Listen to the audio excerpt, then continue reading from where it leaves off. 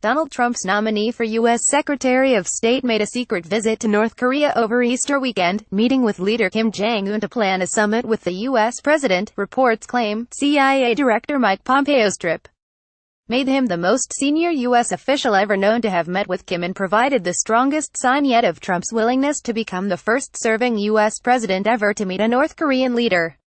Pompeo's conversations fueled Trump's belief that productive negotiations were possible with North Korea over its nuclear and ballistic missile programs, but far from guaranteed, an unnamed U.S. senior official briefed on the trip told Reuters. Trump said earlier on Tuesday that the U.S. was engaged in meetings and direct talks at extremely high levels with North Korea to try to set up a summit between him and Kim. Aaron Bernstein, Reuters Central Intelligence Agency, CIA Director Mike Pompeo is said to have met with North Korean leader Kim Jong-un. He later made it clear that he had not met Kim directly, saying, "Let's leave it a little bit short of the highest level." Spokeswoman Sarah Sanders declined to confirm Pompeo's meeting. The administration does not comment on the CIA director's travel. Pompeo's visit, a second unnamed U.S. official told Reuters, was arranged by South Korean intelligence chief Soo-hoon with his North Korean counterpart, Kim Yong-chul, and was intended to assess whether Kim was prepared to hold serious talks. Pompeo, one of Trump's most trusted advisors, returned to report that it was worth continuing to pursue the possibility of a summit, the official said. He added that no site had been selected from lists of options and no logistical arrangements had been made. KCNA, Reuters. Pompeo's trip made him the most senior U.S. official ever known to have met with Kim. Pompeo told his Senate confirmation hearing for the post of Secretary of State this week that he was optimistic a course could be set at a Trump-Kim summit for a diplomatic outcome with North Korea. However, he added that no one was under any illusion that a comprehensive deal could be reached at that meeting. Pompeo said the aim of the summit would be an agreement such that the North Korean leadership will step away from its efforts to hold America at risk with nuclear weapons, and that Pyongyang should not expect rewards until it takes irreversible steps.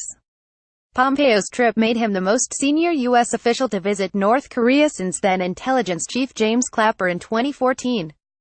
News of the trip came after Trump and Japanese Prime Minister Shinzo Abe opened 2 days of talks at the president's Mar-a-Lago retreat in Palm Beach, Florida. Trump said he believed there was a lot of goodwill in the diplomatic push with North Korea, but added it was possible the summit, first proposed in March and which the president said could take place in late May or early June, may not happen. Efforts to arrange the unprecedented meeting have helped ease tensions over Pyongyang's development of nuclear missiles capable of hitting the United States. Kim has agreed to discuss denuclearization, according to U.S. and South Korean officials. "I really believe there's a lot of goodwill, a lot of good things are happening," Trump told reporters. "As I always say, we'll see what happens, because ultimately it is the end result that matters, not the fact that we're thinking about having a meeting or having a meeting." Trump, who has been embroiled in heated tit-for-tat exchanges with Kim during the past year, said U.S. officials were looking at 5 locations for a meeting. Asked if any of those were in America, Trump replied, "No." A U.S. official said sites in Southeast Asia and Europe were among those under discussion. Kim has rarely left North Korea.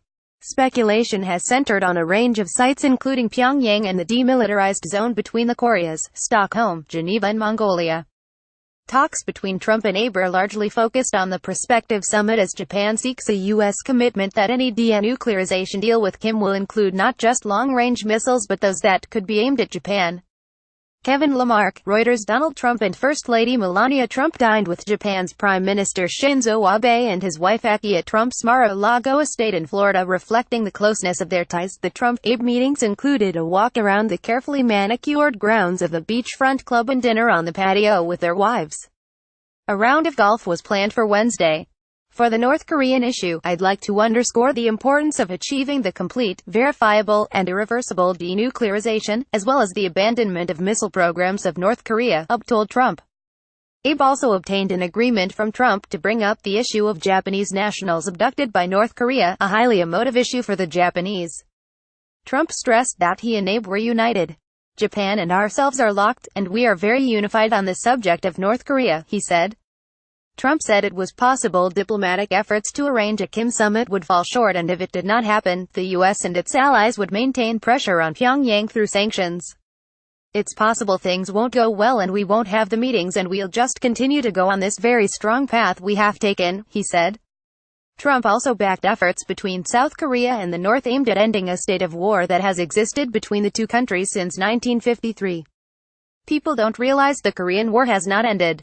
It's going on right now. And they're discussing an end to the war, subject to a deal. They have my blessing and they do have my blessing to discuss that, he said.